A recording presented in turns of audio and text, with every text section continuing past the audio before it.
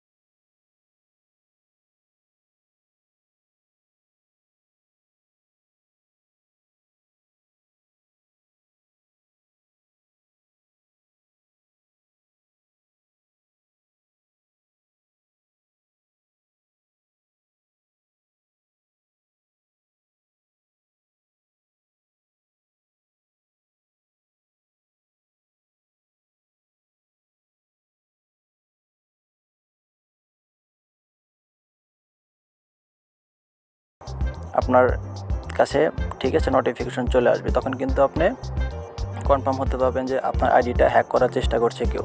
অবশ্যই এখানে প্রেস করে আপনাদের জিমেল আইডি দিয়ে সেভ করে রাখবেন, ঠিক আছে? তো এভাবে কিন্তু আপনারা আপনাদের ফেসবুক আইডিটাকে সুরক্ষিত করতে পারেন। তারপর আমি যদি আরেকটু ব্যাকে চলে যাই, এই যে এখানে দেখতে পাচ্ছেন 2 ফ্যাক্টর অথেন্টিকেশন, এটাতে ট্যাপ করে দিবেন। করার পর এখানে আপনারা এই যে ইওর সিকিউরিটি মেথড, এটাতে ট্যাপ করবেন।